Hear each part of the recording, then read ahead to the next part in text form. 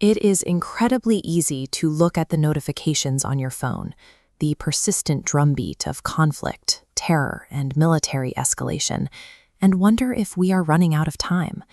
That anxiety isn't a sign of weak faith. Jesus actually allowed his closest disciples to voice this exact question before he offered them an answer, validating their need to understand the chaos of their own world.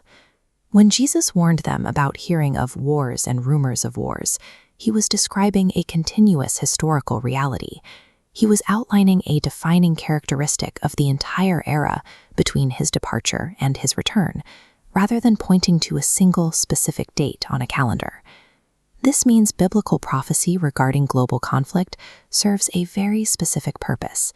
It operates as a spiritual alarm designed to keep our attention awake, rather than an apocalyptic countdown meant to trigger a panic.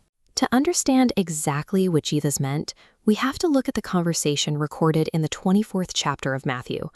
In the first century, the disciples were marveling at the sheer architectural scale of the temple in Jerusalem, which prompted them to ask Jesus what signs would mark the end of the age. Jesus answers them using a framework scholars often compare to overlapping mountain peaks. He describes an immediate, devastating event that would happen in their lifetime, the total destruction of that very temple. But viewed from a distance, that first peak perfectly aligns with a second, much larger peak, the ultimate end of the world. Prophetic vision often compresses time, hiding the massive expanse of time that sits in the valley between the near historical disaster and the final cosmic event.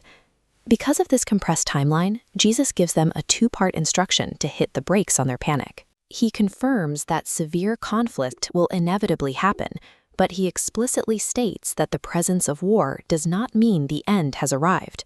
A common response here is to point out that humans have always fought wars, but that is exactly the point Jesus is making. Continuous, cyclical violence is the expected baseline symptom of a spiritually broken and fallen world. By giving them this preemptive warning, Jesus strips the shock value away from future tragedies. He ensures that a believer's internal peace is anchored by God's sovereignty, rather than being tossed around by the breaking news of the day. Fast forward to the spring of 2026. The anxiety feels highly acute right now because modern conflicts do not stay contained. They spill outward, simultaneously fracturing global economics, logistics pipelines, and the cost of daily living. We see severe humanitarian realities playing out in real time. In Gaza, critical medical shortages and near-total infrastructure collapse continue to cause massive civilian suffering. War is an abstract concept until you look closely at the tangible destruction it leaves behind. That localized destruction creates cascading global effects. In the Middle East, escalating tensions have severely disrupted major shipping lanes, forcing commercial cargo vessels to start masking their identities as Chinese-affiliated, simply to avoid being targeted at sea. This chart shows global military expenditure over the last decade, and it reveals a massive buildup in weapons. The data comes from SIPRI, an independent international institute dedicated to research into conflict and arms control. The chart clearly shows that global military spending surged by 9.4% recently, hitting a staggering $2.7 trillion. But Jesus warned that the true danger of these conflicts is actually secondary. The terror generated by global instability makes populations deeply vulnerable to false messiahs, leaders who use panic to manipulate people and sell fake salvation. When we see these conflicts overlap and expand, hitting our global economy and daily lives all at once, we are witnessing a ramping up of intensity.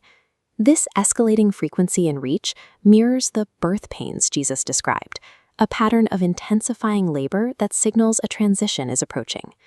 Because of this, the biblical text places a strict prohibition on trying to calculate an exact date.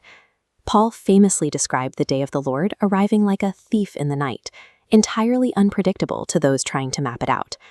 Every attempt to run doomsday math has ended in complete failure.